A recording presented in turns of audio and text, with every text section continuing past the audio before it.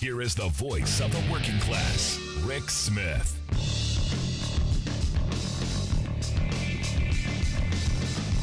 And welcome, brothers, sisters, working class heroes. This is the Rick Smith Show.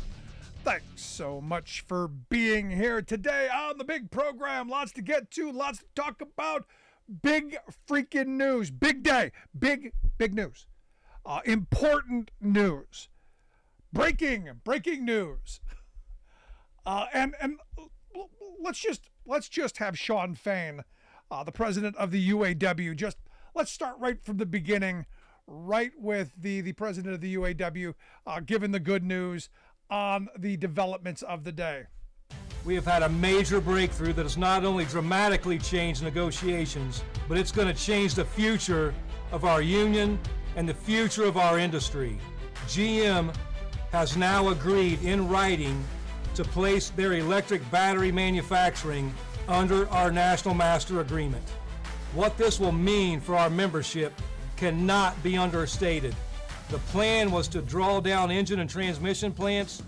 We had a different plan, and our plan is winning at GM, and we expect it to win at Ford and Stellantis as well. GM did something that was unthinkable until just today. They agreed to put the future of this industry under our national agreement. This victory is a direct result of the power of our membership. It's your willingness to stand up when called. It's your commitment to winning what you are owed. The companies see it, the world sees it. Today we made GM say yes when they'd rather say no. Next up is Ford and Stellantis and 3 record contracts. Good on them. And this is what going on strike. Sometimes you have to do it. This is what got them to this. But here's my problem in this. They could have done this without a strike. They could have done this without all the suffering and the pain and the chaos that's coming and that's happening. They could have done this because they were going to have to anyway. And why this is such a big deal is this transition, this technological shift that's going to happen, and it's going to happen regardless of what politics. It's going to happen. We're moving in that direction. But this could be the first time where we have one of these transitions where working people don't end up getting totally screwed. And the fact that they've won this, and hopefully the other two come along, and I think they will. I think they were going to have to, because as people were telling me, like, this is the battle line. This is a non-starter. We're not going forward unless there is a future to be had. Sure, you can give us good raises now, but if there's no future, no point. Now, as I understood, and I've talked to a number of people today who said, look, there's a lot of good stuff going on. The companies are moving. There's good negotiations happening, which is why you didn't see an expansion of the strike. In fact, one of the threats was, to shut down one of the really profitable GM plants in Arlington that make the Tahoe and that make the Suburban and, the big stuff, the Yukon and the Yukon XL, the Escalade and the Escalade V. You can't shut those down. Them's the money makers. But there are good things happening. 2 of the 3 companies have agreed to cost of living adjustments. They're moving on wages. They're moving on some benefit stuff. There's good stuff happening here. This is a positive movement after decades of stagnation and decline. And someone sent me this graph, and we've all seen the graph of from the end of World War II up until the mid to late 70s, how productivity and wages basically walked hand in hand. The more productive workers were, the more productive companies were, the higher wages were. In fact, the number they put out is productivity from 1947 to 1979 rose at about 119%. Wages, compensation went up 100%. So as you did more, it was that meritocracy. The more work you do, the more you make. Well, 1979, 1980, something weird happened in 1980. maybe we'll remember something weird happening, like a Republican president coming into office with a whole new economic vision of how to screw the working class. And from 1980 to 2009, productivity went up 80%. Wages, 8. Basically deadlined. That's not even keeping up with inflation. Where did that money go? Well, we know where it went. It went to, enriching the wealth class. It went to making the rich richer, and it make the rest of us poorer. It's what they're calling the Great Regression. We had this era of prosperity where unions were bargaining for better wages, hours, conditions. My grandparents' generation were on the picket lines fighting what we're seeing the same fights today. So I have hope. I have hope that there's a better future for my kids and my grandkids. But today, the job numbers came out. And, the headline was, jobs report stunner. Because they weren't expecting 336,000 jobs to be created. I think they were expecting something like 100 and 150, somewhere in that range. And here's the weird thing. No matter what the Fed does, no matter what the Republican Party does, no matter what the rich do to kill our economy, for some reason, it's just steaming right along. But there was a story over at CNN that caught my attention. And it's another reason why I hate CNN and the corporate-controlled mainstream media. Understand, 90% of our media is owned by 6 multinational corporations who don't want to pay higher taxes. So it's got to fit into the frame of, yeah, this is good news, but it's bad for you. The headline, here's why shockingly good jobs report is going to cost you. Here's the story. The U.S. economy feels lousy for so many people. So you'd think some really, really shockingly good news about the job market would give Americans' spirits a boost. Yeah, the job numbers are good. Why wouldn't it give us a boost? Oh, you're gonna rain on our parade, right? Oh, they say it won't, and here's why. Inflation. Got to remind us about inflation. Inflation is still biting. Prices can, and I love this line. This is my favorite line. Prices continue to rise faster than anyone would like. Is there an acceptable limit of things that we would like prices to go up? I've heard people complain about a penny when something goes up a penny. So, prices are going up faster than we would like. Now, who raises prices? That's right, corporate America. Whose bottom lines are fatter than ever before? Yeah, that's right, corporate America. Whose CEOs are doing better than they've done almost ever? Oh, that's right, corporate America. But here's the thing. This job thing is bad because, this inflation's happening. In fact, they point out that inflation's still above 3%. It's not the 9%, but reminding us it's still 3%. Now, they have to remind us that the Fed said, what's ideal is 2%. So we're at 3. 3 is bad. Then they proceed to tell us that the wage growth is 4.2%. And I'm going, hold on. 4.2% wage growth, 3% inflation. Wages are pacing ahead of inflation. That's a good thing. That's what we want. Right? Yeah. That means we're making more money than what we're paying out. That means if we're debtors especially, that's going to help us get out of debt. But no, they don't want us to think like that. No. Because now they're going to remind us that, mortgages are going to go up. They trot out Jamie Dimon. Jamie Dimon says 7% interest rates on mortgages. Credit cards are going to be in the 20% range. And I'm sitting here going, okay, the job numbers are good news. More people are working. Unemployment is, just around 3.5%. That's a good thing. And again, we've got the Fed who's trying to kill the golden goose, who's trying to slam on the brakes. You've got Republicans doing everything they can in Congress to cause a recession because it's literally the only way they're going to hold on to the House. So how can we continue to make good news bad? Oh, that's right. This. Telling us the economy's horrible. Even though more people are working, more people are getting jobs, wages are going up higher than inflation, we're turning a corner. We're going in a positive direction. But no, that's bad. They write we should never cheer a bad job market, but a job market that has remained this healthy for this long really isn't excellent news for average Americans struggling to pay their bills. Except when you think that what the Fed wants is them to be unemployed. I mean, it's really quite remarkable when you listen to how they paint good news as bad, because we have to have the frame that, the economy's terrible. We have to have the frame that the sky is falling. And of course, it's Joe Biden's fault. And I've heard this 1,000 times. It's all Joe Biden's fault. And why?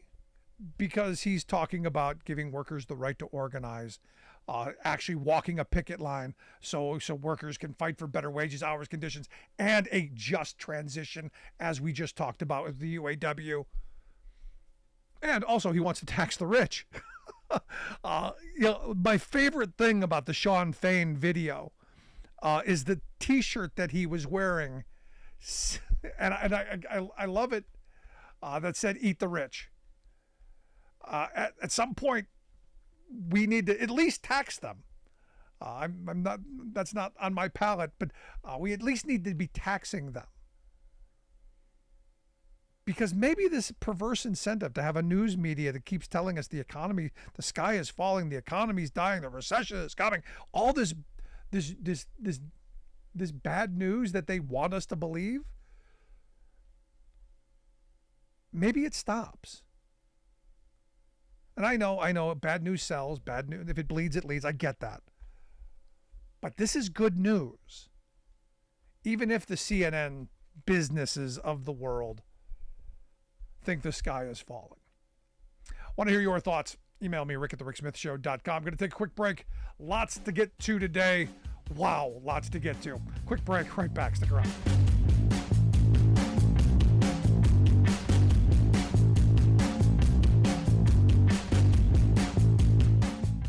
We are AFGE, the American Federation of Government Employees. We represent 700,000 federal and D.C. government workers who are the vital threads of the fabric of American life. We support our nation's military. We take care of our nation's veterans. We protect our nation's borders. We respond to our nation's crises and natural disasters. We provide services to our nation's seniors. The American Federation of Government Employees. We work for America. The phone lines are open. Give Rick a call at 1-866-416-RICK. That's 1-866-416-7425. Welcome back to the Rick Smith Show. Now, here is Rick Smith. Vivek Ramaswamy. As I've been saying this for a while, Republicans lie just a little bit differently now than they have in the past. For instance, Vivek was at a campaign stop in Iowa, and evidently, here's how it was portrayed by the campaign. Crazy people at a coffee shop were yelling slurs and swearing at poor Vivek. They were protesting and they were angry. And then the protesters, they got into their vehicle and they rammed into the campaign car and then sped off. Now, there evidently was, people at this campaign stop. There were people getting coffee at the coffee shop. There was a woman who hit the car, but the police, and I say, no, what are you talking about? And look, it's one of those things where you go, the facts kind of matter, because Vivek is driven around in a Ford Expedition, probably one of the largest vehicles on the road. And the riotous woman, the protester, the evil swine, she viciously rammed his expedition with a Honda Civic. And you go, wait a second, that math doesn't add up. Now, if you would have said, hey, he was driving the Honda Civic and, some crazy Karen got into an expedition and hit him, you go, okay, I got that. That makes sense. But in that kind of a fight, giant, no, that's not. Oh, and did I mention he wasn't even in the car? So this is one of those things they just lie a little differently. And the thing that gets me is, what we're seeing right now is the lying is ramping up and the rhetoric is getting a lot more desperate. They're ramping up the hate speech. They're ramping up the calls for violence. They're ramping up the division because they know they're in trouble. Republicans know they're in big trouble. They know that the clown show that's going on in the House is not good for them. They know that the 91 indictments of their presidential candidate is not good for them. They know that the more Trump gets into deep hot water, the more desperate, the more the cornered rat will attack. That's not good for them. So they're kind of setting the stage for what they hope possibly will come, which is violence and insurrection and all kinds of stuff down the road. And I look at this guy, this Greg Gutfeld, who I cannot stand. But he went on this bizarre rant about how elections don't work and society's in peril and, it's because chaos, because election doesn't matter. And he rambles on this whole, certain people get criminal mulligans, saying that, those people get special treatment. But, those of us who on January 6th, broke into the Capitol and committed crimes, they don't give us a mulligan. No, you committed crimes. you did the crime. Do the time. But he goes on all of these right-wing, just these whiny complaints. And he comes to the meat and potatoes of it, saying that we have to change our lives to accommodate the risks wherever we go, because according to him, our cities are burning cesspools and there's crime everywhere and there's all kinds of stuff. Even though I'm sure he lives in the city, we have to move out for the sake of the safety of our families and our own safety, playing on that frame that all of the cities are burning, and they're not. But he goes on to say this, and this is the part that caught my attention. He said, we had a war over slavery. We knew, and I'm not sure who we is, because I don't think he and his ilk would have known that slavery was inhumane and immoral. But he said, we knew slavery was inhumane and immoral, but somehow we couldn't solve slavery peacefully. It was an evil, but one side refused to acknowledge it was evil because it was too big of an admission for them to make. Doesn't that feel that way now? That this defiant refusal to reverse this decline argues against the survival of a country. He asks, what does that leave you with? It leaves you with the need to make war to bring peace. If that is not Orwellian, I don't know what is. He goes on to say, because you have a side that cannot change. Because then that means the admission that their beliefs have been corrupt all the time. And you go, you're pushing the big lie, which every court that your people have pointed has said is a big lie. You continue to push conspiracy theory that there are no facts. You continue to push myth and idiocy. The cities are burning. They're all burning. No.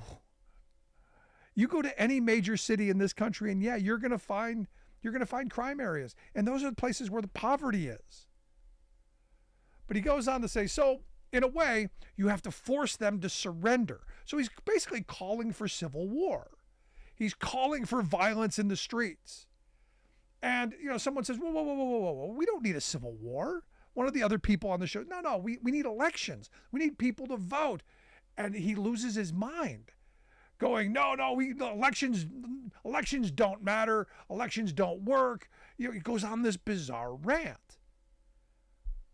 We've got crime everywhere. We have no border. Every facet of society is in peril. We're in chaos. And as I'm watching this, I'm thinking about all of the people who I know consume this every day. And this is the exact rhetoric I get from them, because this is what they're feeding them. This is what the Fox viewer, this is what the right wing, what the Republican viewer is getting a heavy dose of daily. This kind of outrage candy, this kind of just, well, alternative fact. And it got me thinking that, these folks want violence because they know they're in trouble. They know that if they continue doing what they're doing, the sleeping majority of this country, the people who don't always pay attention to politics, the people who live their lives and then a couple of weeks before the election start turning on the channels, they're going to start paying attention now. And that's not good for them because the Republican Party's actually in chaos. So when you have Trump really escalating the rhetoric, especially on immigration, saying, they're poisoning the blood of our country, which, wow, let's go with that. Let's just go with plain wow. And this guy going, election, literally, he said elections don't work. If this isn't prepping us for, we don't need elections. We can have a strong man come in. It'll be fine. We tried the democracy thing. It was cute for a couple of hundred years. We gave it the old college try. Time to move on. The adults have to take over because you citizens, you unwashed masses, you just don't get it. You just don't get it. And this is one of those weird kind of moments where you go, when do we put these people in their place? When does that sleeping majority wake up and say, this is too far. This is too crazy. This is way out of bounds. Let's get the last thought on this from Alice. We got Alice on line 1. Give us your last thought, Alice. They're all insane, Rick. They're all insane. I read an article about that too, and I thought, he's jumped the shark. He is definitely trying to incite people. But, I guess they didn't learn their lesson the first time around. So I guess they want the Civil War 2.0. Have a good evening, Rick. Thanks, Allison. But here's the thing. I've known the Red Hats for a very long time, even before they were Red Hats. They've been preparing for this for decades, wanting a reason. This is just giving a reason for what they've always wanted. Because they don't really believe in democracy. They don't really believe in the principles of life, liberty, pursuit of happiness. They don't really believe in individual liberty. They talk about it, but they don't really believe in it for everyone. Theirs, yes, for them, but not for anyone else. And this is where the rest of us, the sane, rational majority, had better start paying attention because they're saying the crazy stuff. They're saying the crazy stuff out loud and loud. Want to hear your thoughts? Email me, rick@thericksmithshow.com. It's going to get weird because they're getting desperate and even more desperate by the day. Right back after this.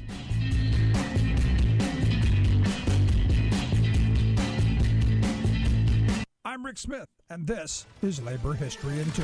On this day in labor history, the year was 1917. That was the day civil rights leader Fannie Lou Hamer was born in Montgomery County, Mississippi. She was the youngest of 20 children. Her parents were sharecroppers, and she began working in the fields at the age of 6. By the age of 12, Fannie had to drop out of school to sharecrop to meet the needs of her family. Marrying in 1944, she and her husband continued to work as sharecroppers on a plantation near Ruleville. After decades of abject poverty and Southern political repression, Fannie Lou Hamer joined up with voter registration activists in 1962. When she and 17 others traveled to Indianola to register, Fannie was fired from her job and driven from the plantation she had worked at for decades. She began working with the Student Nonviolent Coordinating Committee and played a central role in organizing Freedom Summer. In a short time, Fanny was repeatedly arrested, beaten, and shot at for her activism. She suffered kidney damage after police beat her near to death in a Winona, Mississippi jail as she traveled home from a literacy workshop. By 1964, she helped to found the Mississippi Freedom Democratic Party, which challenged the all-white delegation to the Democratic Convention. President Lyndon Johnson was so threatened by live testimony she was giving before the convention's Credential Committee that he organized an emergency press conference to preempt the broadcast. When the committee attempted a backroom deal to seat just 2 MFDP delegates with no voting rights, Hamer and other delegates left in disgust. Hamer continued her activism, but her life was tragically cut short in 1977 from hypertension and breast cancer. She was just 59. For more information, go to laborhistoryin2.com, like us on Facebook, follow us on Twitter at laborhistoryin2. In the mid-1800s, a new political party flared up in America, posing as an alternative to both the Democratic and Republican parties. Xenophobic and nativist, it was extremely secretive about its specific structure, motive, and agenda. Indeed, members were instructed to say, "I know nothing," when asked about details. Thus, it was quickly dubbed the Know-Nothing Party. In 1856, it nominated Millard Fillmore as its presidential nominee, but he was reticent to talk about the party and even unwilling to proclaim that he was a member. He lost, and the Know-Nothing soon withered. But now, here comes another alternative party with secretive motives and backers. Labeling themselves No Labels, this group ought to be named the Nothing Party, for it offers nothing of substance to voters. Its so-called common sense agenda is fluffier than cotton candy, yet it's trying to run a third-party candidate in next year's presidential race. Why? Follow the money. That's not easy to do, though, for this gaggle of conservative corporatists slyly incorporated as a nonprofit social welfare outfit, a deceit that lets it hide the names of its political funders from the public. The New Republic, however, got records revealing that No Labels is a fat cat front, with Texas billionaire Republican Harlan Crow leading the way. Who? Crow is the political patron who has secretly been lavishing luxury gifts and cash on Supreme Court Justice Clarence Thomas, who in turn has embraced Crow's plutocratic positions in court cases. This is Jim Hightower saying that same plutocratic agenda appears to be fueling No Label's third-party presidential push, for these rich politicos know that a milquetoast spoiler candidate would most likely draw independent moderates from Joe Biden, giving Crow and company another GOP corporate presidency. It's a cynical game, but that's how they play it.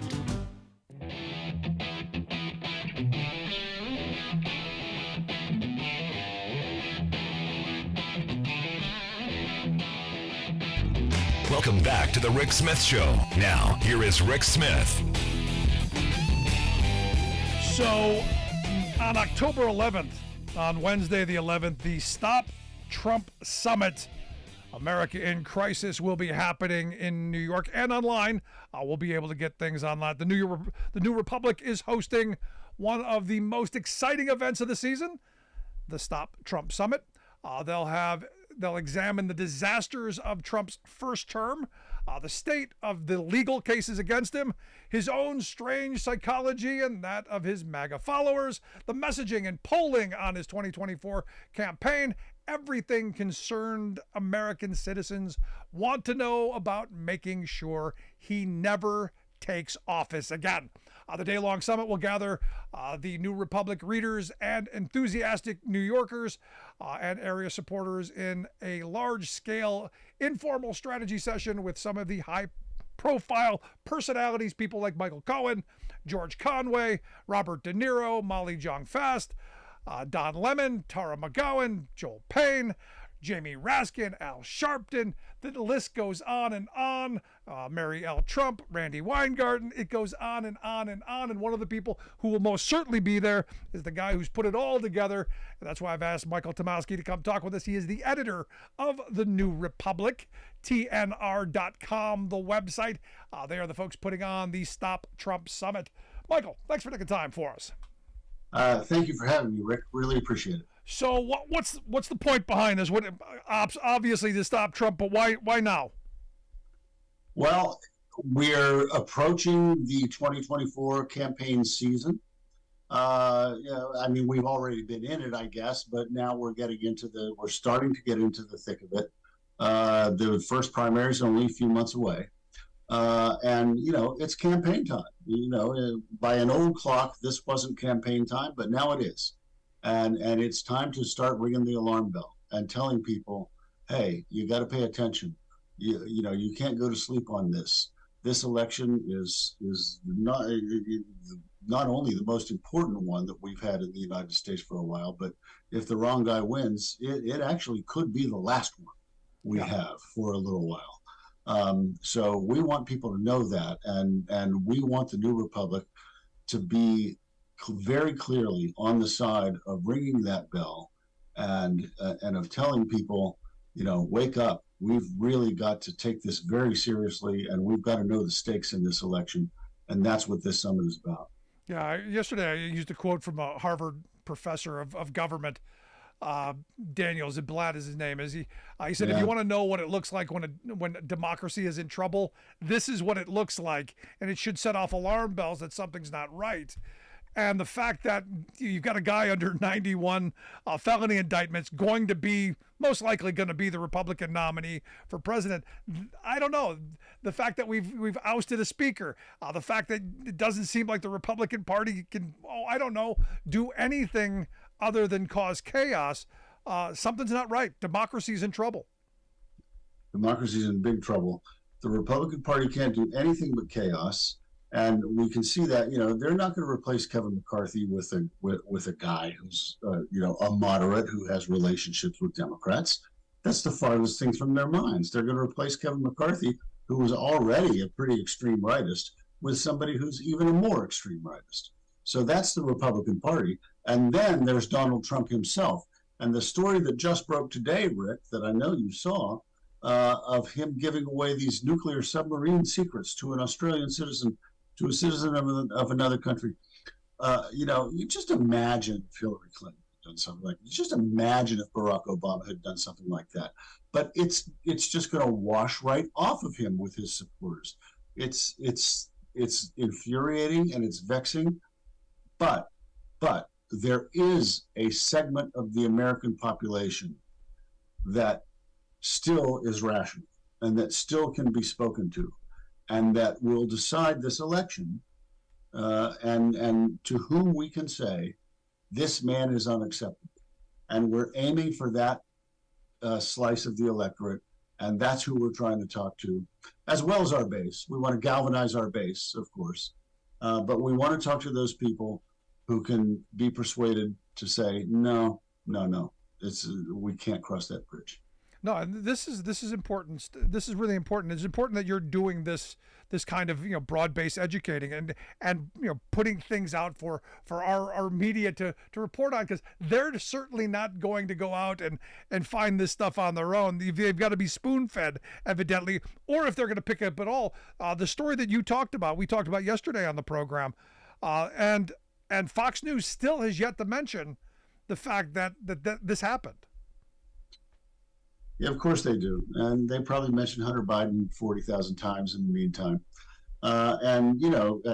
This, you mentioned Fox News. I mean, that media is really responsible for a lot of what's going on in this country these days. And, I hate to give them credit for their power, but, these jobs numbers come out this morning, Friday morning, 336,000 jobs, about double what was expected. A really good jobs report. How do you think that was reported on Fox? Do you think they said that was a good jobs report? I didn't watch Fox, so I don't know, but I can't imagine that it was. Nothing Joe Biden does could get any credit in that whole media ecosphere of the right wing, and it really colors how people think about things. Yeah, but to be fair, CNN business didn't paint it as good either. In fact, their headline was, "Here's how it's bad for you." Yeah. Well, that doesn't shock me. And CNN, has its own set of problems. They had that Trump town hall. at the behest of their, executives, and we could talk a long time about that. I'm sure you have with your listeners. But yeah, I mean, it just proves the point that there's a right-wing media that does nothing but attack Biden, Democrats, liberals all day, will never say anything good about any of those entities I just mentioned. And then there's a mainstream media, which is not right-wing, but is not as reflexively defensive of Biden and Democrats and liberals as the right-wing media is critical of them. So you have a real imbalance. So you take your average guy who lives in, I don't know, a swing state. Let's say he lives in Appleton, Wisconsin, and he has he doesn't watch much cable news, but he has a coworker who watches a lot of Fox and another coworker who watches a lot of CNN. What gets through to that guy is mostly negative stuff about the Democrats. Well, that's all it is. I mean, and you have this media culture that we have to present both sides, even if one side is lying. And one of the frames that we've been talking about here on the program for a while is, this generation of Republicans lie just a little bit differently. In the old days, at least there was a kernel of truth to the lies. Now the lies seem to be, well, we're in the world of alternative facts and alternative realities, so they're just flat out lies at this point. Well, this is a very important point. The lies are not just untruths. The lies are the opposite of the truth. The lies are the opposite of the truth. And that's a very important thing for people to wrap their heads around. And that's not just a typical politician's lie. That is a fascist lie, okay? When Joseph Goebbels in 1939 said that Poles were raping German women along the border, that was not just a lie. That was the opposite of the truth. And when Donald Trump says the things he says the opposite of the truth. Okay, so John Kelly came out this week and said to Jake Tapper of CNN that yes, Donald Trump did say that hideous thing at his own son's, John Kelly's son's, graveside in Arlington National Cemetery.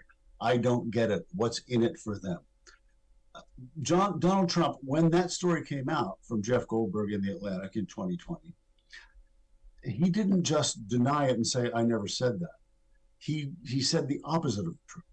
He said at a rally in Pennsylvania, what kind of monster would say that? Okay, so he didn't just deny it. He turned it around and said the opposite of the truth. That's a fascist lie. So we've gone from just basic politician lies to fascist lies. And that is really dangerous and nefarious. And people believe fascist lies, history shows us. And it's really, I don't know what to do about it. No, and this is where having a media culture that's hell bent on, we have to tell both sides, even if one side is actually lying, that's a problem. The media still doesn't know. You're exactly right. They still don't know how to figure this out and how to deal with it. I think they do understand. They have learned since 2016 to say that such and such a claim Donald Trump makes isn't true, and that's good. That's a step in the right direction. Yeah, but like, give you an example. He was talking about the in Philadelphia you had some looting that went on. He goes and gives a speech and says, we should just start shooting these people. And it was like nobody bothered to mention that he's talking about executing people. Why not? Let's start shooting people. Yeah, exactly. People who haven't been arrested, haven't had a trial, don't deserve a presumption of innocence that he himself is depending on right now in 4 different courtrooms. Yeah, it's just completely mind-boggling, and what's incredible, Rick, is that so many people just buy this. I really couldn't believe the revelations from Kelly this week, because that's something that you would really think that conservatives would care about. The reputation of people who have served this country. Yeah, but that's not new, Michael. That's not. We knew that story existed, and this is one of these things. I had a conversation with somebody this week, and I said, "Look, we know this stuff already. It's just now being reconfirmed, and the other part of this is, we know this little bit. we hear all of these horrible things. He's given away nuke secrets. He's got classified material in the bathroom. He's left it all over ballrooms. All of these horrible things that we know about. Imagine all the stuff we still don't know yet. Imagine how bad it could be, especially given his defense in the fraud trial, which was I can't possibly overinflate my properties because I can always go to the Saudis and they'll pay it. If that's reality, what has he given them that's the reality?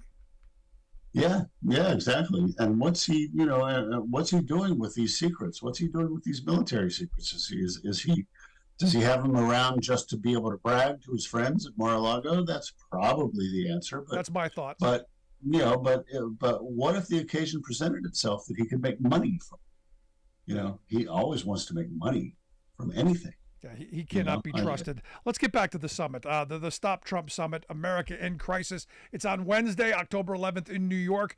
For our listeners around the country that can't make it to New York, how do we participate? Yeah, everybody can live stream it. We've had loads of people signing up for the live stream. TNR, the New Republic, TNR.com/events. And if you go to that site, the first thing you'll see is the Stop Trump Summit, and you click on that, and that will take you to a place where you can get tickets, and you click on Get Tickets, and you can buy tickets to attend the event or just to stream it. And to stream it is free. To attend, we're charging a little bit, but to stream it is free. But I really want to emphasize, Rick, I do hope that people in the New York area can come and see, Mary Trump, can see Al Sharpton, can see all the people you mentioned earlier, Jamie Raskin, and, all these panels on Stuart Stevens and George Conway and Michael Cohen and so many people who are going to be just delivering some truth about what we're up to here, what we're up against here, and what we can do. And we're really excited about this. I think it's a pretty big deal event, and I thank you for bringing me on to talk about it. And I really hope we can see as many people as we can there. Look, the right wing does all these kind of get-togethers, CPAC and Turning Point USA and all these crazy summits. It's finally good to see someone going, hey, let's try and save democracy. Let's try and save the future of this country instead of powwows to destroy things. So I give you credit. I hope folks will attend. TNR.com, the website. We'll get links out on social media how you can take a look at that. But Michael, I appreciate you sharing some time. I'd love to have you come back and give us the post summit and help us figure out how we actually do stop Trump from taking office once again. Well, I'd love to come back and thank you for what you do, because we need to keep this fight going. Good stuff. Thanks so much. Michael Tomasky, he is the editor over at the New Republic. Again, TNR.com, the website. Want to hear your thoughts? Quick break, right back. Stick around. You're listening to The Rick Smith Show. We're working people. Come to talk.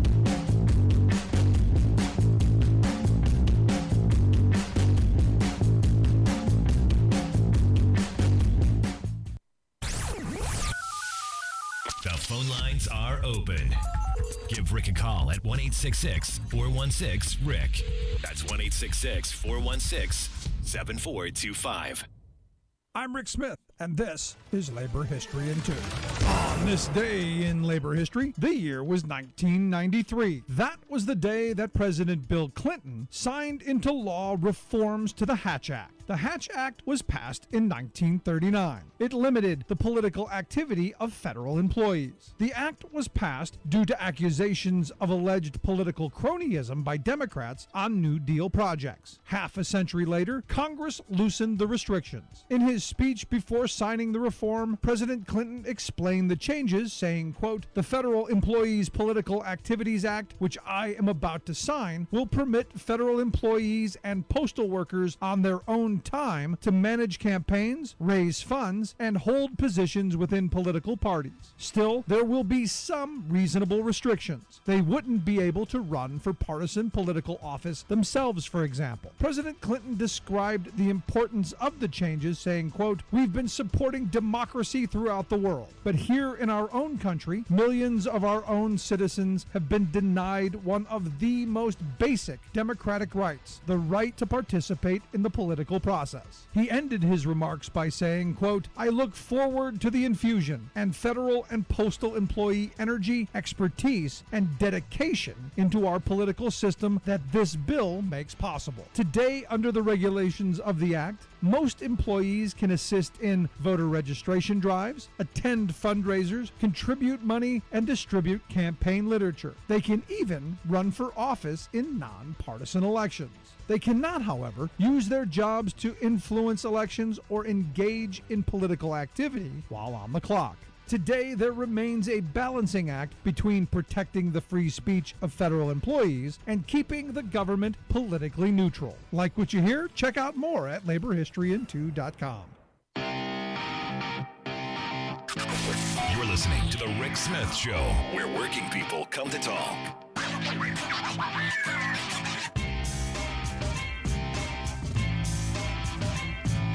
So TNR.com, the website, if you want to take a look at the summit. And look, I highly suggest it. It's well worth at least getting the information, especially the heavy hitters that they've got who are going to come and speak and talk about what it's going to take for us to hold on to our democracy, because democracy is most certainly under assault. Here's the thing. The sad reality is you've got a lot of former Republicans, the anti-Trump Republicans, who are kind of just going. They're throwing in the towel. Going, yep, he's going to be the nominee. There's no stopping them because the Republicans cannot seem to quit. Can't seem to quit the cult. Can't do it. I'll tell you. Well, we'll see where this goes.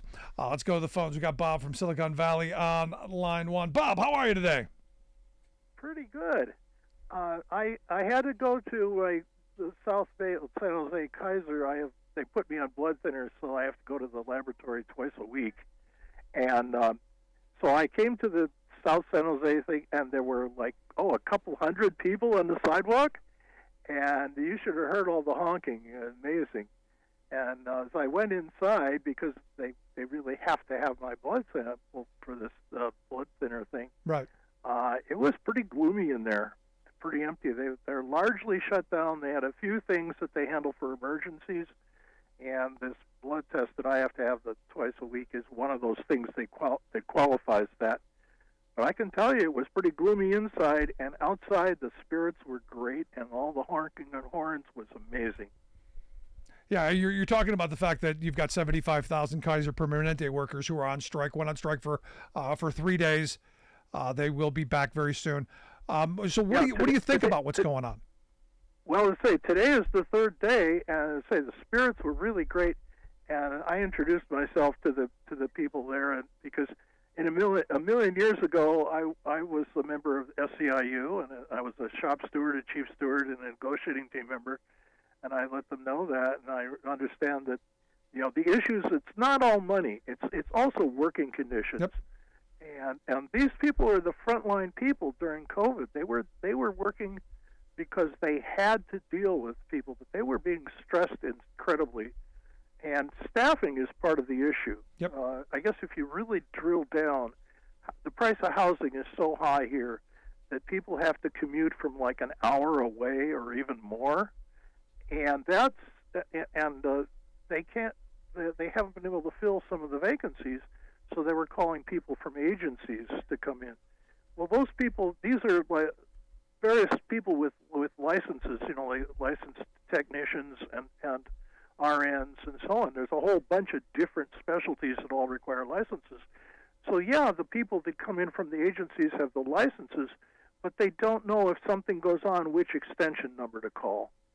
That kind of stuff, the detail stuff, so that people that are there, that are the real workers, are the ones that have to make all the decisions, and they're being burned out too. So I understand the issues, but I can tell you the spirit out there on the sidewalk of about 200 people was really amazing. Yeah, I mean, these are people we told they were heroes. They were essential. Oh, absolutely, and I am completely with. Yes, they are the heroes.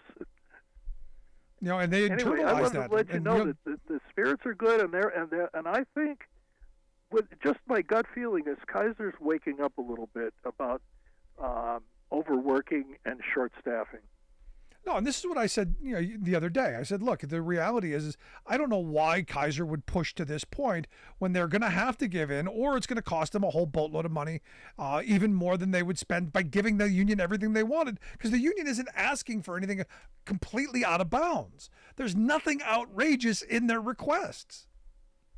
That's precisely the impression I got too, that they're being actually very reasonable, considering how they came through COVID with a lot of, I guess you could say, a lot of people in the front lines being exposed to people that were contagious as they came in. Yeah.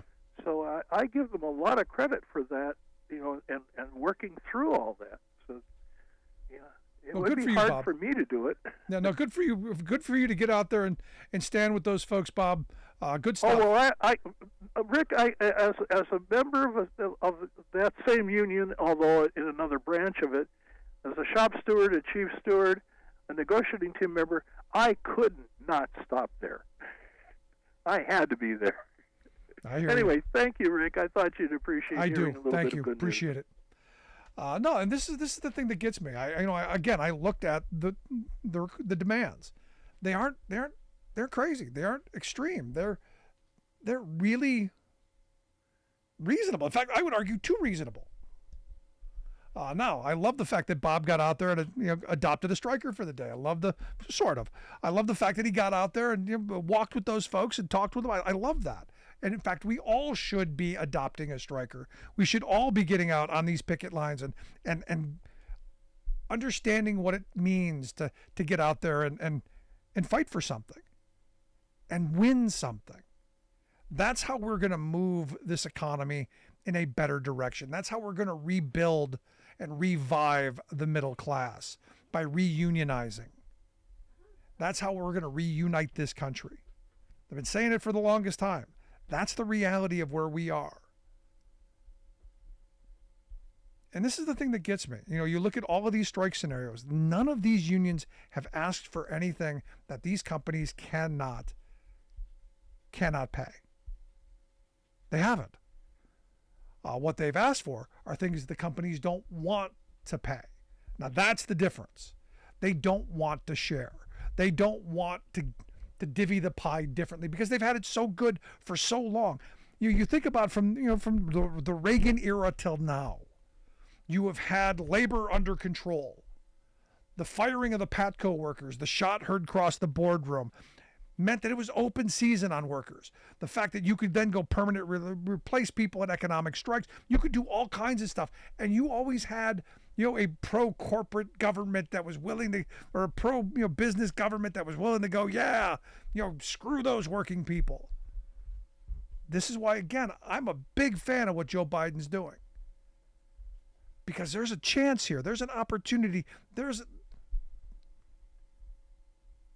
in a moment right now where we can rebuild and revive that prosperous working class that our grandparents built. We can. By doing exactly what those UAW people are doing in Michigan and Ohio and Missouri, and doing what those workers in Oregon and California and all across the Midwest, doing what they're doing by walking the picket line, by saying, you know what? We're gonna put our hands in our pockets and we're gonna march our feet, because that's the only power that working people have, is to say, no, we're not gonna take it anymore. Enough is enough. Want to hear your thoughts? Email me, rick@thericksmithshow.com. Quick break, right back.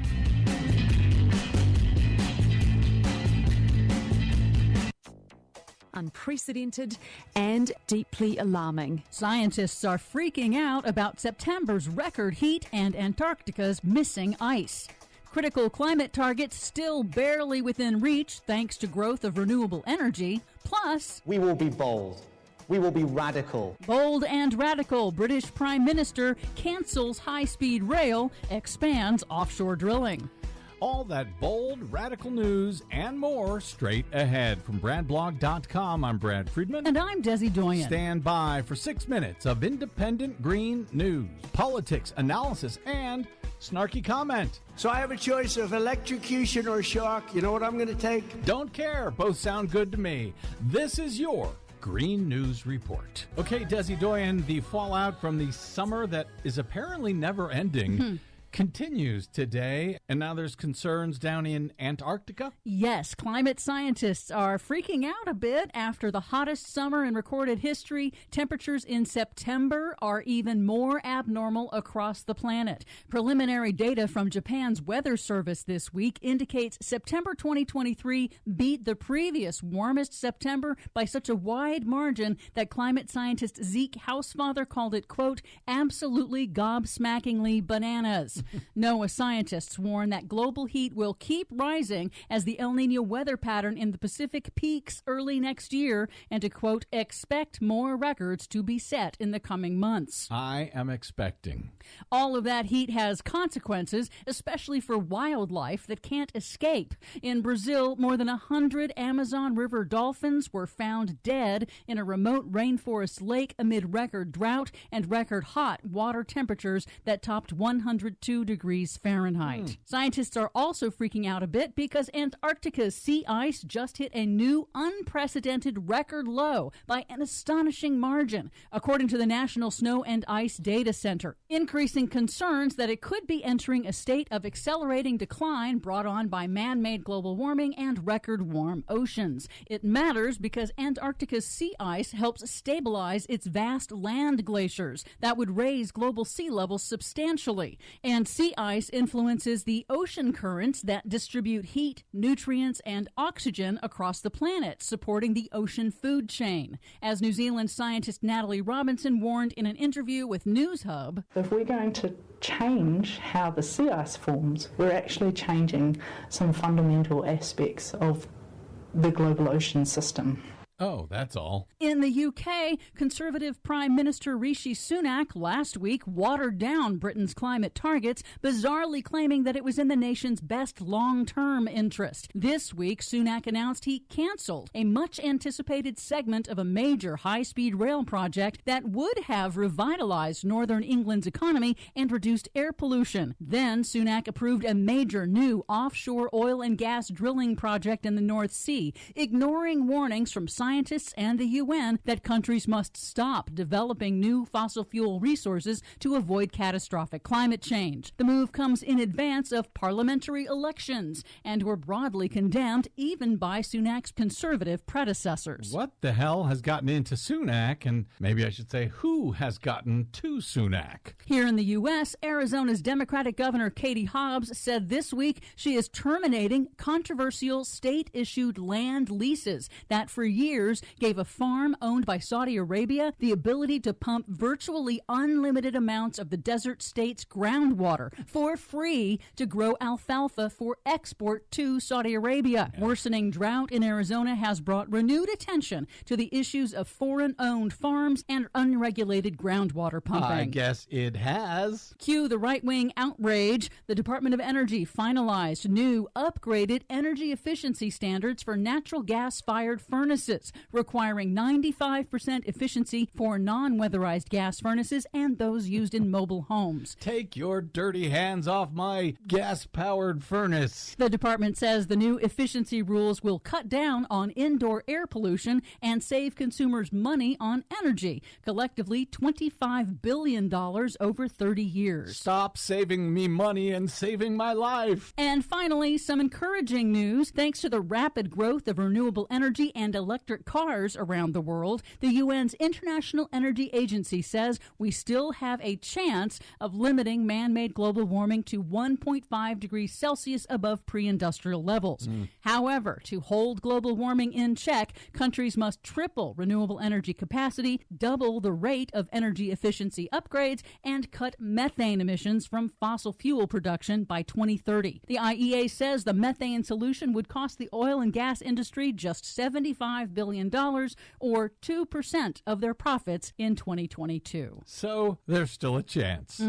For much more on all of these stories and the ones we couldn't get to today, check out our website at greennews.bradblog.com. Are you tired of think tank approved corporate news and commentary? Are you tired of CEOs telling you what to think, who to hate, and who to vote for? Well, welcome to the Rick Smith Show. We don't take orders from some boardroom, and we don't do focus groups or talking points. We don't work for them, and we never will. I'm Rick Smith, and I work for you. Join us daily at thericksmithshow.com and download the podcast and never miss a minute.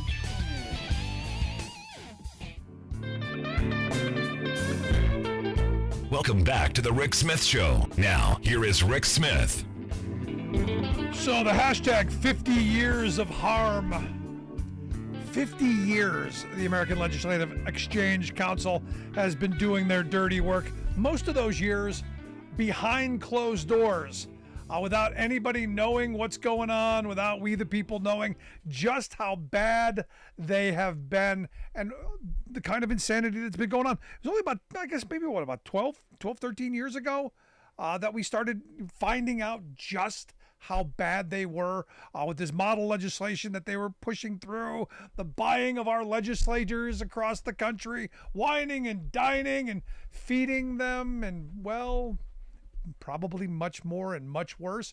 And here to share some thoughts on 50 years of harm and maybe how we make sure that they don't have 51. I've asked our truth slayer, our ALEC exposer, Lisa Graves. She's the executive director of True North Research, their corporate watchdog group. You can check out their work at truenorthresearch.org. Lisa, thanks for taking time for us. Oh, Rick, it's a joy to be on your show. I'm such a fan of your work and your audience, hardworking Americans who care about our Constitution and want to make the American dream real. So an honor to be on your show. So 50 years of harm. And as I said a minute ago, most of those 50 years in the back room, in the smoke-filled back room, doing their dirty dealings for corporate America at the expense of working people. How did they get exposed? Well, a whistleblower came to me with all of the so-called model bills. And along with that model bill package, there was a piece of paper called ALEC 101. And it described how the private sector, meaning the corporations, and the public sector, meaning the legislators, got a, quote, equal voice and vote. And it turned out that, in fact, it was the case that ALEC was having these fancy meetings, as you pointed out, Rick, where lawmakers were schmoozed and boozed, wined and dined by these lobbyists. And then they were going behind closed doors without the press or public present and voting as equals on these bills to change our rights, limit our freedoms. And then those bills would get introduced in our state houses in Pennsylvania and across the country without any mention of the fact that they had already been pre-voted on by corporate lobbyists and special interest groups. And that some of these legislators were so willing to basically sell out their constituents that they were giving that special access to these ALEC funders. And so we launched ALEC Exposed in July of 2011 and helped push more than 100 corporations out of ALEC. No, it's one of those things that I remember, going, it's amazing how this was happening and nobody knew it was happening right under our noses and how many people were involved. It was like one of those open conspiracy things that finally when someone said, hey, this is going on, it was like, oh my gosh, now this makes sense of how well coordinated. Now we see it, and now they're open and on it. They're open about it, their dirty work, which gives us a chance to fight back. But the kind of money and power that they wield, scary stuff.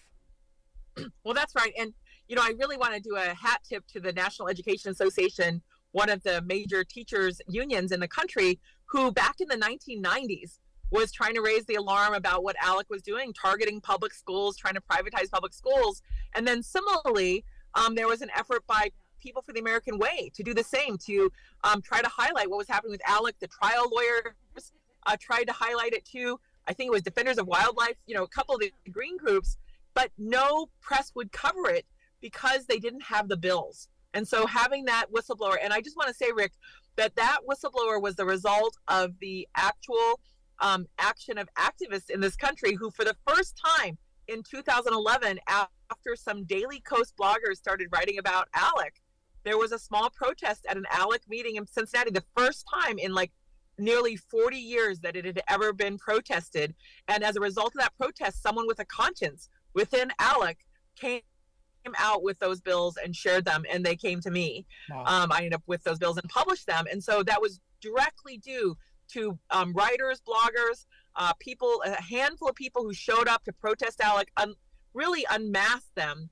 And that made all the difference. And then, of course, what was happening at the time is that ALEC was pushing measures to make it harder for Americans to vote, but they also had pushed a really controversial bill that became very controversial in 2012, the so-called Stand Your Ground law, which was pushed by the National Rifle Association, voted on at a secret meeting at a fancy resort in Texas with Walmart as the co-chair, the largest seller of long guns, meaning rifles, the biggest retailer of bullets in the world, voted for that Stand Your Ground law along with other corporations back in 2005. And then it became law through ALEC, pushed in a lot of states across the country. So that really woke people up to the dangers of this secret operation of ALEC, this pay-to-play group. Yeah, you know what's interesting is you talk to the average citizen, and they think the game is rigged. They think their government's rigged against them, and you go,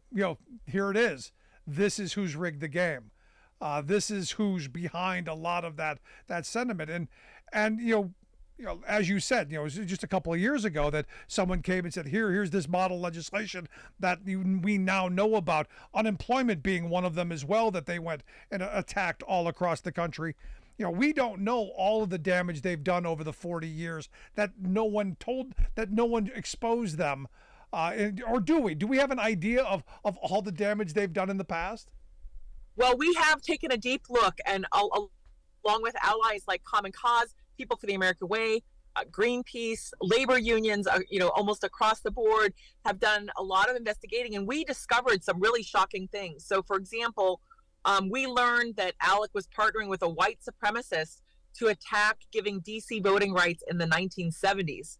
Then we learned that ALEC was at the forefront of the fight against the anti-apartheid divestment movement. It played a key role behind the scenes, trying to back corporations from having to get out of racially segregated, the racist, really corrupt system of South Africa and Pretoria. We then learned that ALEC had played a crucial role for many years in pushing lies about climate change. At one point, even claiming that if climate change is happening, it's good for you, even though it's having a devastating effect on our planet. We're seeing it now in really substantial ways. But the other thing that was shocking, Rick, was that ALEC was opposing any raise to the minimum wage for years and trying to preempt cities from raising their own minimum wage. And so, you have a situation where everyone knows, all of your listeners know, it's more expensive to live in a city than the country. That's nothing wrong with the city or the country. It's just the reality of housing costs. And so why shouldn't cities be able to have a higher minimum wage than a place where housing costs a little less? I think the minimum wage should be raised across the board, doesn't matter where you live. But at a minimum, a city ought to be able to say, hey, housing costs are high, we should be able to raise their wage. But no, ALEC was opposing that from the beginning. Also tried to block paid sick leave in cities across the country through advancing the National Restaurant Association agenda, and just an array of things. But one of the things that was so shocking was ALEC was pushing bills to bar limits on interest rates, because the consumers, ordinary people, just want to pay the highest possible interest rate. That's not something people want. They don't want that at all. We should have relief from those really incredible usury, that incredible predation by these credit card companies and loan sharks. But who's one of the biggest funders of ALEC? The big banks, the big credit card companies, and the loan sharks. Yeah. The payday lenders, yeah. No, because they were part of that payday lending stuff, weren't they? Yes. Yeah. A huge part of the payday lending, that like a longtime funder of theirs. And those people take advantage of working people who are just trying to make ends meet, trying to deal with the cost of living. But ALEC is on the side of corporations. They're on the side of the biggest companies in the country against the interests of the American people. And, you see these legislators basically sell out the people who they were elected to represent in order to go off to some resort and be treated like a king or queen by these lobbyists. Go to these cigar parties where they literally hand out cigars on silver platters. It's shocking, and in some ways it's shocking how cheaply some of these legislators in Pennsylvania and other places are willing to basically give up their votes and give you up in order to just get cheesecake on a stick and a cigar. You're listening to The Rick Smith Show here with Lisa Graves. Lisa is the executive director of True North Research. They're a corporate watchdog group. You can check out their work at truenorthresearch.org. We'll get links out on social media how you can take a look at that. Now, you were at the 50 Years of Harm Gala, the ALEC Gala, because I'm sure all the people who were at the big black tie event, they're proud of the work that they've done. They're proud of the destruction of unemployment and workers' comp and attacks on workers' rights through the whole no rights at work agenda. I'm sure they're proud of that, but we working people, we're the ones suffering the consequences. So what did we see at the big black tie event? Well, you're right. They certainly have had success in reducing rights at work. That's been a major agenda of ALEC's, to attack the rights of workers, to attack teachers, and more.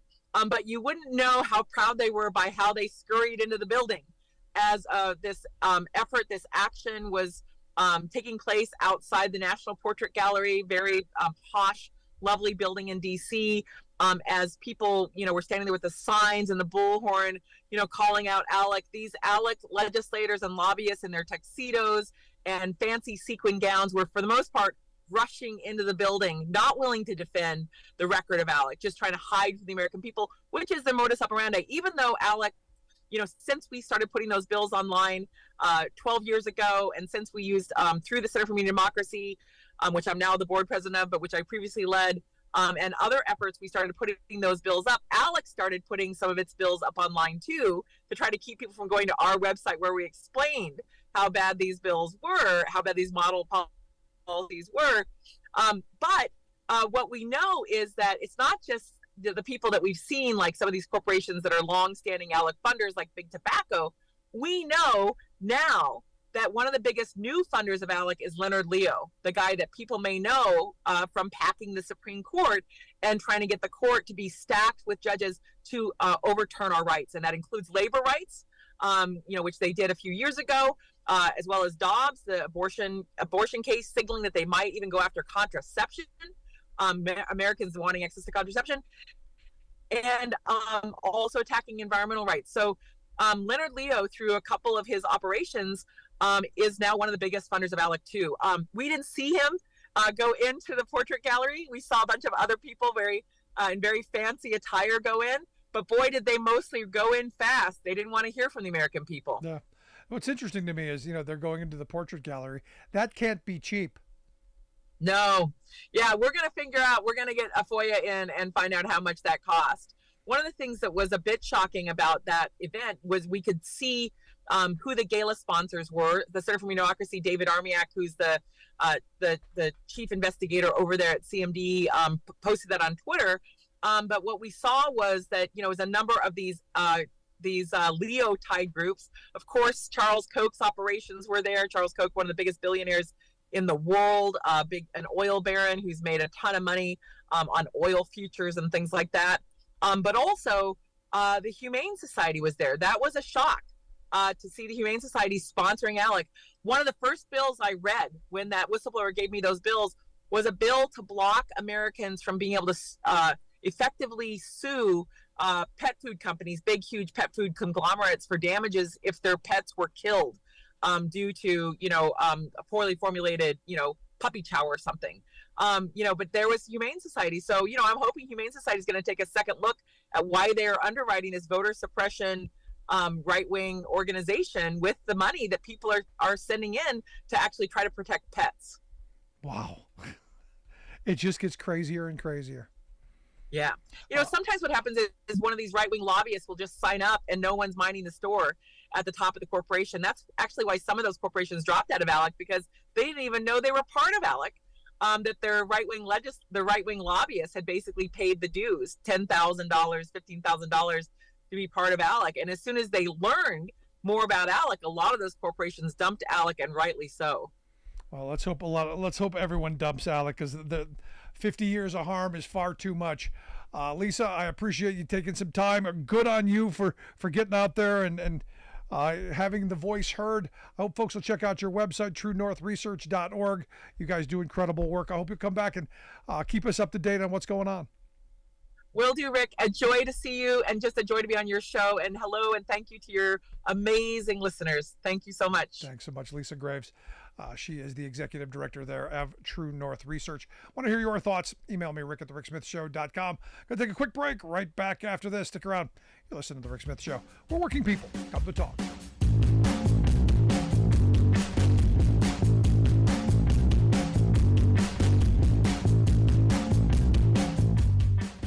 We are AFGE, the American Federation of Government Employees. We represent 700,000 federal and D.C. government workers who are the vital threads of the fabric of American life. We support our nation's military. We take care of our nation's veterans. We protect our nation's borders. We respond to our nation's crises and natural disasters. We provide services to our nation's seniors. The American Federation of Government Employees. We work for America. The phone lines are open. Give Rick a call at 1-866-416-RICK. That's 1-866-416-7425. We are AFGE, the American Federation of Government Employees. We represent 700,000 federal and D.C. government workers who are the vital threads of the fabric of American life. We support our nation's military. We take care of our nation's veterans. We protect our nation's borders. We respond to our nation's crises and natural disasters. We provide services to our nation's seniors. The American Federation of Government Employees. We work for America. Welcome back to the Rick Smith Show. Now, here is Rick Smith. So if you're wondering, who's behind the stand your ground laws, the NRA and ALEC. And it's one of those things that, again, the right has built an incredibly powerful messaging machine with talk radio and cable news and all of the moneyed educators and all of the bloviators that they've got, but also they spend massive amounts of money on lobbying, on creating alternative realities through their state policy network, all these think tanks, Heritage Foundation, all the way on down. The moneyed interests understand return on investment better than anyone. They know if they can create their own reality and they can spin their own reality, they can cite their own reality. Facts be damned. You can just make stuff up as long as you can cite your own research. Go and do your own research. Sitting on the can with your mouth open, watching a YouTube video made by one of your other underlings. They've got their own little cesspool of insanity. And they've been doing it for decades. Generally under the radar, like ALEC, 50 years. And for almost 40 of them, nobody knew they were around. They laid low. And what do we got now? We've got craziness going on. The saturation of more guns. I mean, they're really the purveyor of more sales because it's all about the sale. This is the problem with the country. Everything's about money. Everything's about the bottom line. Everything's about profit. Got to have more profit. The whole reason they keep pushing we've got to have the Second Amendment. Every home has to have an arsenal. Why? Because it means more money. It means more profit, more guns, more bullets, more disaster capitalism. So when an angry guy shows up to a governor's office with a handgun, which evidently happened this week, which isn't funny. I mean, but this stuff happens more frequently now. Angry guy showed up with a loaded handgun to Governor Tony Evers' office at the state capitol in Wisconsin. It was arrested, taken away, made bail almost immediately. I don't know how you show up to a governor's office with a loaded gun, shirtless. He came back a couple hours later with a rifle instead, with an assault rifle. Really? declared he wouldn't leave until he could talk to Evers about domestic abuse towards men. I don't know. I don't know. All I know is we're seeing more of this stuff. And the more heated rhetoric we're seeing, the more this stuff is going to continue. One of the things that's frightening to me is Trump is seeing himself being cornered. Because if you've noticed lately, his rhetoric has gotten a lot more angry, a lot more desperate. And look, there are the faithful out there. There are his flock who have been sold on this. It's hopeless.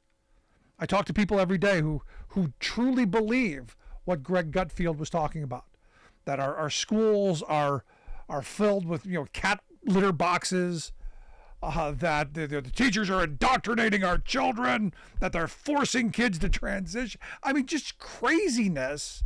That every city in the country is on fire and there's crime, and you walk into a city, you get mugged. That's what they believe. That everything is horrible, except here's fine. And this is the weird disconnect, because I've had these conversations where people go, everything's terrible, everything's bad, everything, the country's in peril. And you go, well, how are things for you right now? Well, I'm okay. Well, I thought everything was in peril. I thought everything was terrible. Well, out there. Out where? Show me what you mean. Oh, what you see on Fox News. Oh, you mean there's crime in cities? Yeah, there's crime in cities. There's always been crime in cities.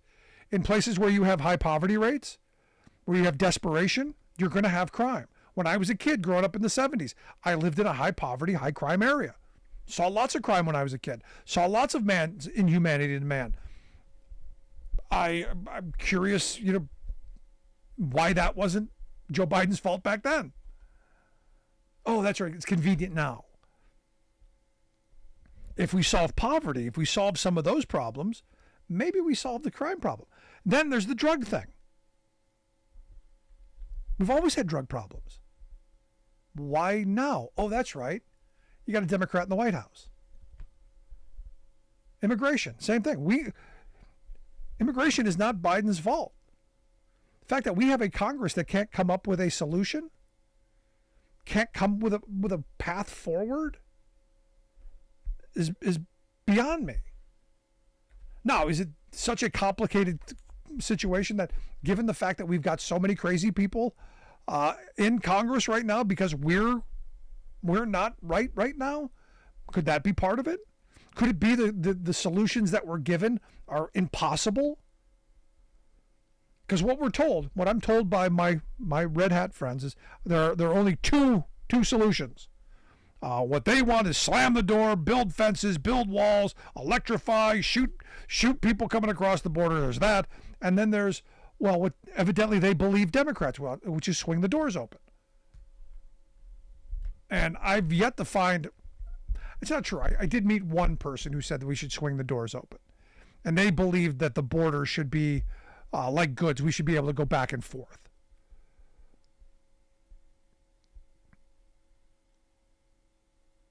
I don't believe in open borders. I think you do have to have sane immigration policies. I think you do have to have pathways. I think you do have to have the ability for people to come here who are refugees. But I also think we should be doing a whole lot more on helping people stay where they are and making their countries more livable. And I go back to 2010 when my Tea Party friends were all crazy about, we need to cut foreign aid. We need to slash and burn foreign aid. The stuff that helped make places more tolerable. I want to hear your thoughts. Email me, rick@thericksmithshow.com. Quick break, right back.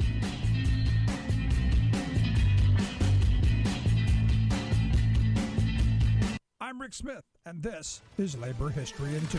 On this day in labor history, the year was 1993. That was the day that President Bill Clinton signed into law reforms to the Hatch Act. The Hatch Act was passed in 1939. It limited the political activity of federal employees. The act was passed due to accusations of alleged political cronyism by Democrats on New Deal projects. Half a century later, Congress loosened the restrictions. In his speech before signing the reform, President Clinton explained the changes, saying, quote, "The Federal Employees Political Activities Act, which I am about to sign, will permit federal employees and postal workers on their own time to manage campaigns, raise funds, and hold positions within political parties. Still, there will be some reasonable restrictions. They wouldn't be able to run for partisan political office themselves, for example." President Clinton described the importance of the changes, saying, quote, "We've been supporting democracy throughout the world, but here in our own country, millions of our own citizens have been denied one of the most basic democratic rights, the right to participate in the political process." He ended his remarks by saying, quote, "I look forward to the infusion and federal and postal employee energy, expertise, and dedication into our political system that this bill makes possible." Today, under the regulations of the Act, most employees can assist in voter registration drives, attend fundraisers, contribute money, and distribute campaign literature. They can even run for office in nonpartisan elections. They cannot, however, use their jobs to influence elections or engage in political activity while on the clock. Today, there remains a balancing act between protecting the free speech of federal employees and keeping the government politically neutral. Like what you hear? Check out more at laborhistoryin2.com. In the mid-1800s, a new political party flared up in America, posing as an alternative to both the Democratic and Republican parties. Xenophobic and nativist, it was extremely secretive about its specific structure, motive, and agenda. Indeed, members were instructed to say, "I know nothing," when asked about details. Thus, it was quickly dubbed the Know-Nothing Party. In 1856, it nominated Millard Fillmore as its presidential nominee, but he was reticent to talk about the party and even unwilling to proclaim that he was a member. He lost, and the Know-Nothing soon withered. But now, here comes another alternative party with secretive motives and backers. Labeling themselves No Labels, this group ought to be named the Nothing Party, for it offers nothing of substance to voters. Its so-called common sense agenda is fluffier than cotton candy, yet it's trying to run a third-party candidate in next year's presidential race. Why? Follow the money. That's not easy to do, though, for this gaggle of conservative corporatists slyly incorporated as a nonprofit social welfare outfit, a deceit that lets it hide the names of its political funders from the public. The New Republic, however, got records revealing that No Labels is a fat cat front, with Texas billionaire Republican Harlan Crow leading the way. Who?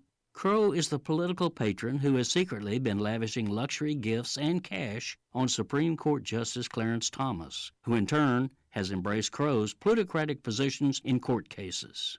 This is Jim Hightower saying that same plutocratic agenda appears to be fueling No Label's third-party presidential push, for these rich politicos know that a milquetoast spoiler candidate would most likely draw independent moderates from Joe Biden, giving Crow and company another GOP corporate presidency.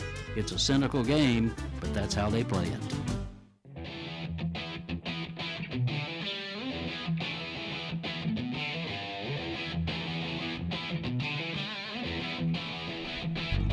Welcome back to the Rick Smith Show. Now, here is Rick Smith. So on Wednesday, October 11th, the Stop Trump Summit, America in Crisis, hosted by the New Republic.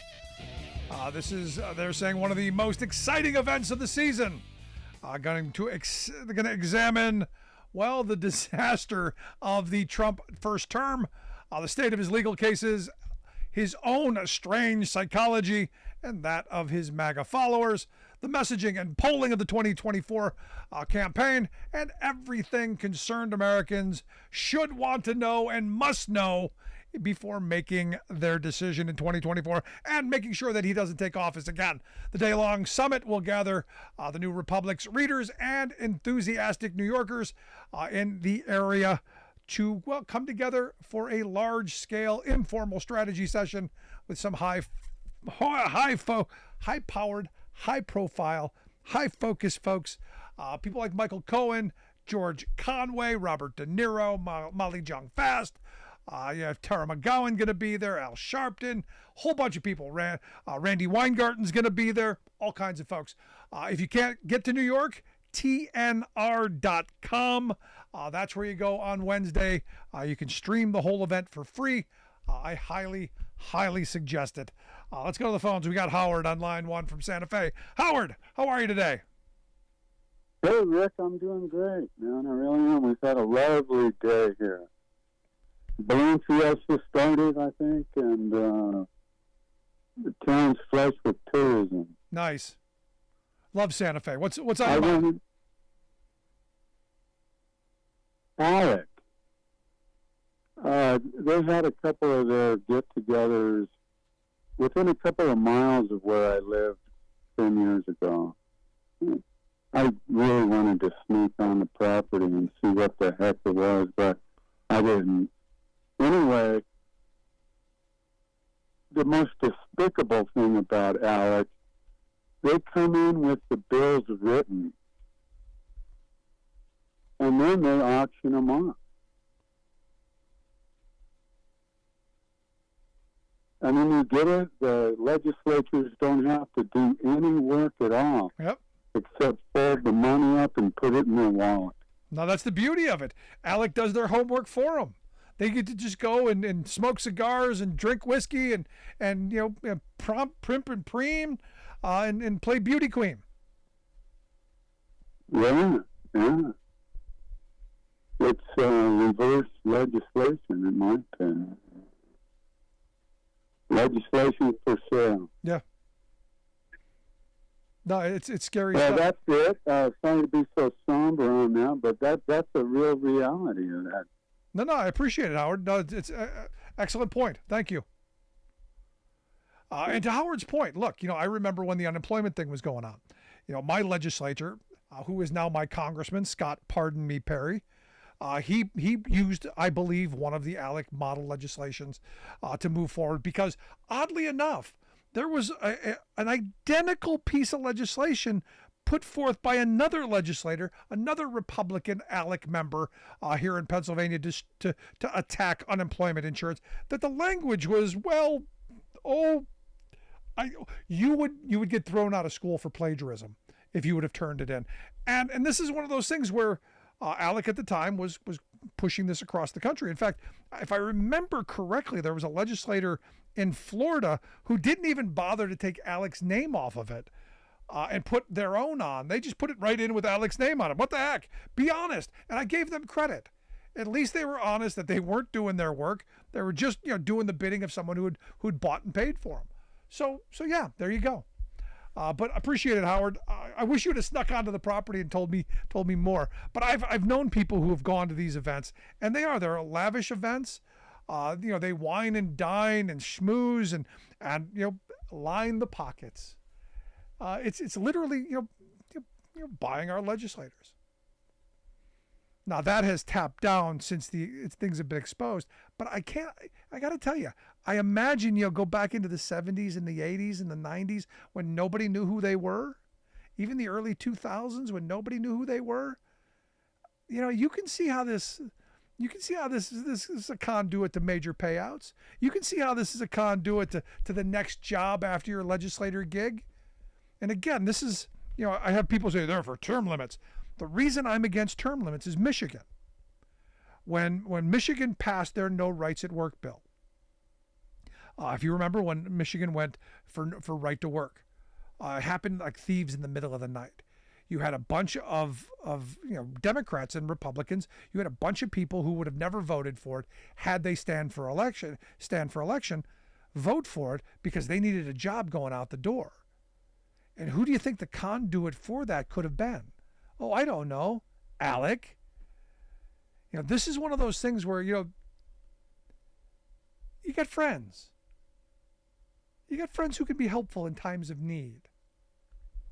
Yeah, it's just amazing to me. I'm sure you all saw the story of Melania Trump has renegotiated her prenup. I didn't know you could renegotiate a prenup in the middle, but evidently this isn't the first time. Evidently she's done it a couple of times. But she wants to make sure that she's going to be left with plenty of money in the event that all these legal things suck him dry. And good on her. I mean, she's smart. I mean, if you got to put up with being around him all day, yeah, okay. And I guess the leverage was they want her to be more involved in the campaign.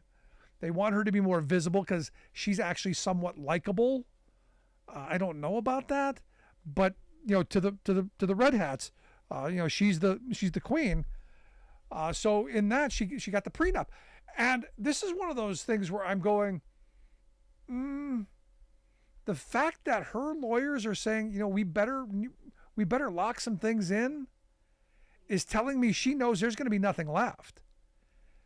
She knows that things are bad, things are desperate, and that he's probably not as rich as he says he is, which we've said all along, which is why, again, I go back to the tax returns. I said, look, you have professionals who do those tax returns. They're generally not going to put themselves in peril, generally not. So there aren't going to be glaring crimes, I don't think. But they are going to say he's not as rich as he says he is, which is why he was. I believe he was hiding it. This is part of that as well, I think. Now, the reason that I think the prenup happened, or the renegotiation, is there's going to be a whole lot of losing going on. Because today, the former top Trump Organization executive, Alan Weaselberg, evidently testified that, and you got to love this, he testified that he committed tax fraud because he was afraid he was going to get fired. Let that sink in for a minute. He has now openly said, look, yeah, I did it because, I was afraid that he was going to fire me.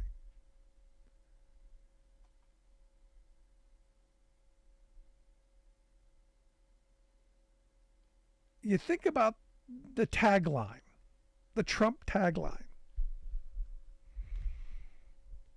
And you've got Weaselberg, who's admitted now that, under oath, he knew he was breaking the law, and he did it anyway.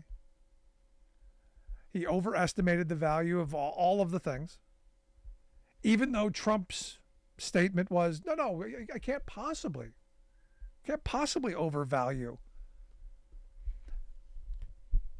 Answer me this, because maybe I'm just fixated on this. Maybe this is just me. Maybe it's just my working class ethic.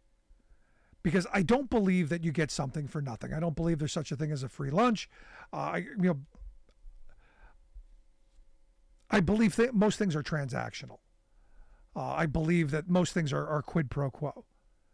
So if Trump truly, if this is actually accurate, and I believe it is, if he can go to the Saudis and go, look, I want $1 billion for this property. Or he can go to the Russians. He didn't bring up the Russians. But if you go down to Miami, if you go to southern Florida, the Russians own most of southern Florida. The Russian oligarchs bought up most of southern Florida with mob money. Understand what it is. And the reason that the whole Russia thing happened, and it wasn't a hoax, the Mueller report was very clear. There were numerous points of coordination, of cooperation. You can call it whatever you want. There were numerous points where they were working hand in hand. How about that? And it had everything to do with mob money, oligarch money, and property transaction. And what does Donald do? Property transactions. So would I be surprised if, there are Russian things in there? No, of course not. And I said that during all the Mueller stuff. And now that, Trump has brought up Saudi Arabia, would we be surprised that there's stuff there? Because let me ask you, if you own a house that's, let's say, $100,000, and I offer you $500,000 for it, what's your first question to me going to be? Well, my first question to me would be, how fast can I move? As long as I don't have to do anything for it. But my first question to you would be, what do I got to do for that? Because the house isn't worth $500,000. What do I have to do? And I think most rational people think the same way. What does Trump have to do to get his inflated price? What's he on the hook for?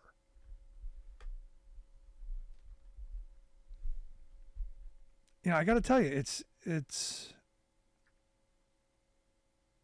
angering to think that we have such a non-critical media structure that I've yet to read that anywhere. I've yet to read anyone asking that question, if that's really the defense. And maybe it's just me being suspicious. Maybe it's just me growing up as a poor kid in the projects who saw cons all the time, saw the street cons play out in front of me. But this guy has all the characteristics of a street con.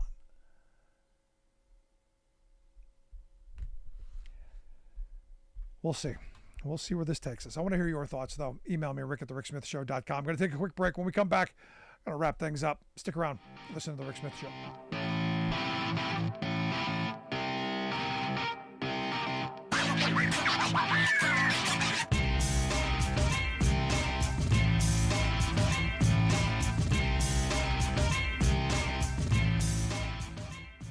I'm Rick Smith, and this is Labor History in 2. On this day in labor history, the year was 1996. 15,000 workers at the General Motors plant in Quebec walked off the job. Members of the Canadian Auto Workers Union were frustrated with their wages. They were also angry about layoffs and General Motors' move to outsource some of the auto production to non-unionized labor. One striker explained, GM doesn't want to have 30-year people anymore. They want temporary workers who they can pay lower wages. The Canadian Auto Workers had won an agreement with Chrysler that guaranteed the company would not sell off any Canadian parts plants. But GM refused to make a similar promise. During the strike, the union reported that General Motors' $39 billion profit last year was the largest single corporate profit ever recorded in Canadian history. The union argued that much of this profit came from underpaying Canadian workers. Canadians only accounted for 8% of the company's North American workforce, but they generated 42% of GM's total profit on the continent. Soon, GM workers at other Canadian plants joined the strike, which swelled to 26,000 workers. As the strike wore on, its impact was felt beyond the Canadian borders. Thousands of GM workers in the United States were temporarily laid off. The parts they built were not needed because of the strike in Canada. It is estimated that 90,000 cars were not produced because of the strike. Finally, after nearly 3 weeks, the union and the company reached an agreement. The workers won a 2% annual raise in addition to their cost of living increase, but they also agreed that GM could sell off 2 of its plants and allow GM the right to do more outsourcing of parts from outside suppliers. And for that, the workers at those plants were guaranteed their wage level for 3 years. Like what you hear? Check out more at laborhistoryin2.com.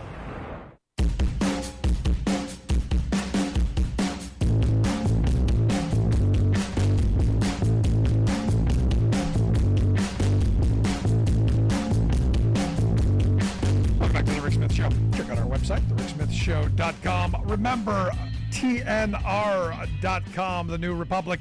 They've got their Stop Trump Summit on Wednesday, October the 11th. Mark your calendar. You're not going to want to miss it. I highly suggest taking a look at it. And if you're not in the New York area and you can attend, it's online. It's free. And I highly suggest paying attention to that. because we need to organize. So today, interesting. I woke up to Kevin McCarthy is out. He's resigning. You're not going to have Kevin McCarthy, to kick around anymore, because that's it. He's considering resigning from the House at the end of his term. That's it, done. And then, he said maybe he's not going to resign. He's going to serve to the end of next year, and he's going to run for re-election. And then he said, I never considered resigning. And I go, wait a second, how did we go full circle here? Oh, that's right. This is the news trap. Just like, and I love this one too. There's going to be a speaker's debate, as if reality Congress hasn't gotten crazy enough already.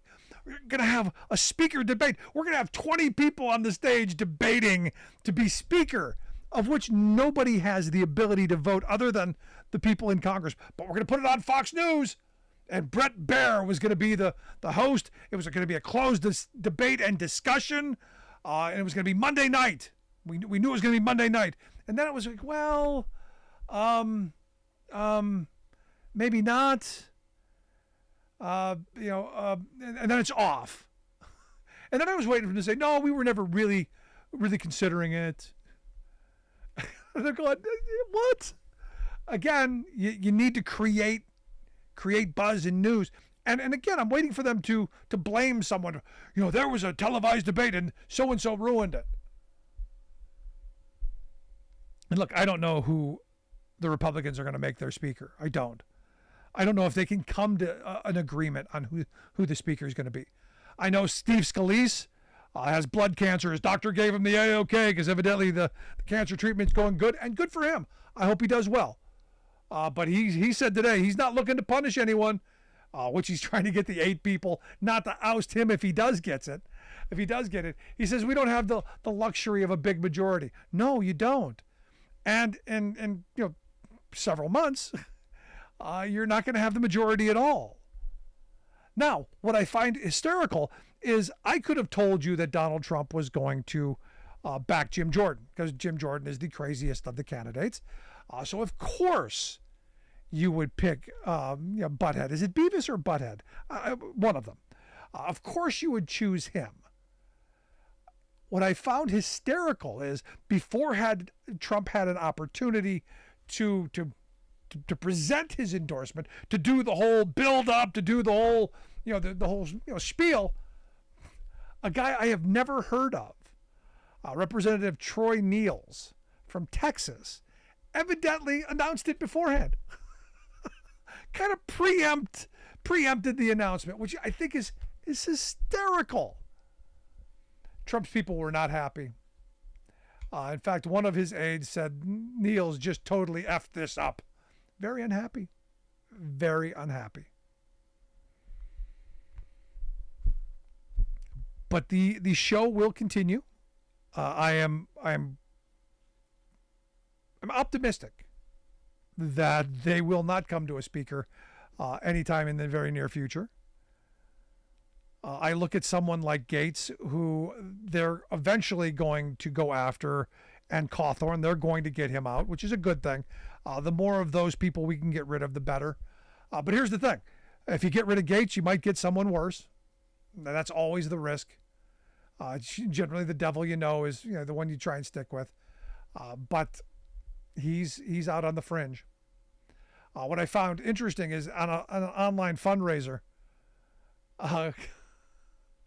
Gates went after the impeachment effort, said it's unserious.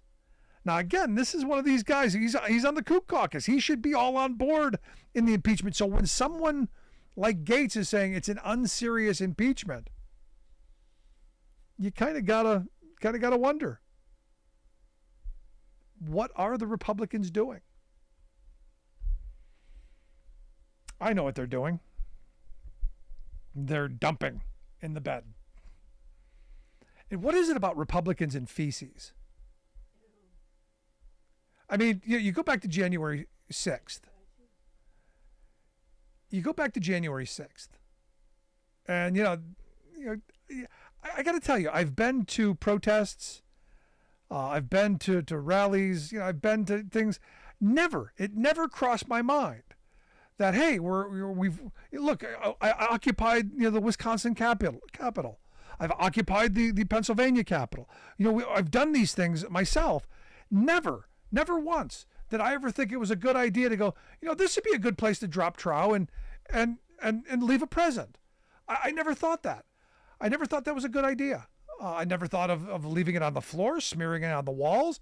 Never once. It never crossed my mind. And I think any decent person, any rational, sane, decent human being, that doesn't cross their mind.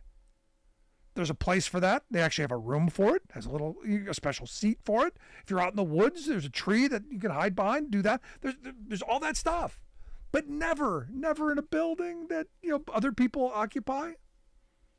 So I don't know what it is about Republicans and feces. I'm not quite sure, but a Republican candidate for state assembly in New Jersey, evidently, according to the New Jersey Globe, pled guilty to smearing fecal matter on the doors of a children's daycare center. Yep. Joseph Vizzo. Joseph says it was done before anyone got hurt. I don't know what that means. He said, I'm not going to defend it. It was wrong. I was a young man.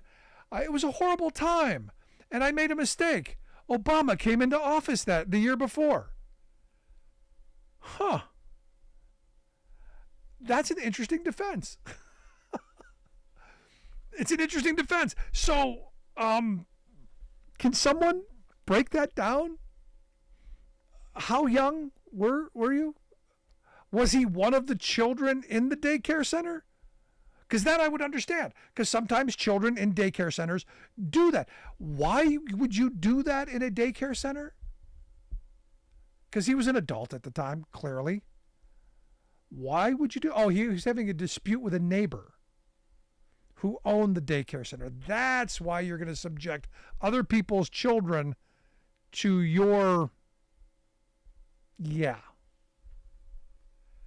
Doesn't make a lot of sense, does it? But then again, look, these are folks who don't make an awful lot of sense. And this guy wants to run for office. You remember the good old days when something like this would permanently bar you from even considering running for office? Maybe we should consider returning to those days. Maybe we should consider, returning to a day where, I don't know, if you're smearing fecal matter on a daycare center door because you're mad at your neighbor, maybe you shouldn't be around other people, let alone leading other people and making policy that other people would have to abide by. Maybe just kind of a thought. I'm just spitballing here. And this is my problem again with the Republican Party as a whole. These aren't serious legislators. These are people who won popularity contests. These are people who are, hey, look at me. I want to get my next gig on Fox News.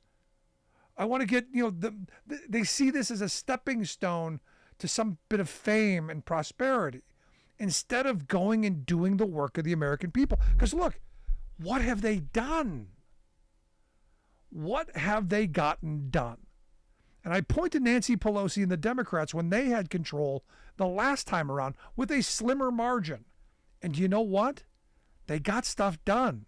They functioned. So this idea that they're going to throw out at us that government's broken. We need a civil war. Elections don't work. Government's broken. We need a dictator.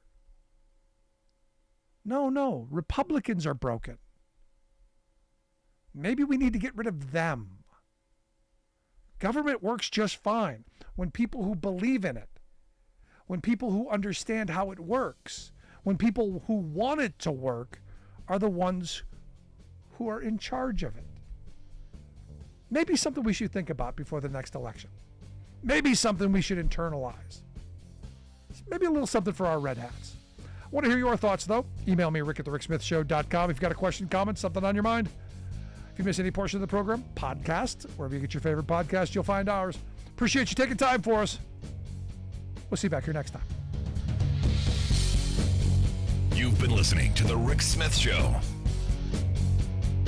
Email Rick at rick@thericksmithshow.com. Until next time, this has been The Rick Smith Show, where working people